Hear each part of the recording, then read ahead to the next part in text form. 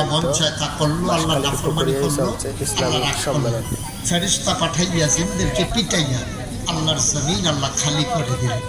Emergency assembly call করলেন, সংসদের জরুরি অধিবেশন।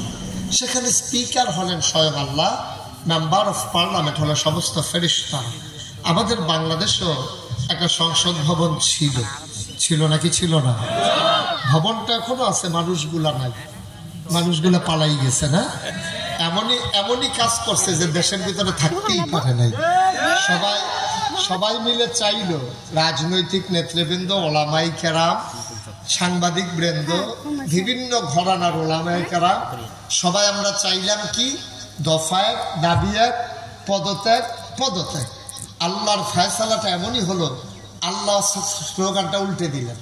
আল্লাহর স্লোগান হয়ে গেল দফা এক, দাবি এক, দেশ ত্যাগ। ঠিক কিনা? আমরা চাইলাম সবাই মিলে পদত্যাগ, আর আল্লাহর ফয়সালা হলো পদত্যাগ।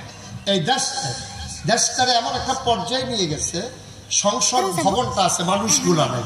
আপনি পৃথিবীর ইতিহাস পর্যালোচনা করলে দেখবেন যে মানব সভ্যতা এই ঘটনা কোথাও ঘটে নাই যে সরকার বদলের পরে 330 জন member of parliament, Amla, বদুল্লা, RAB, গোয়েন্দা, উপদেষ্টা, কর্মকর্তা, কর্মচারী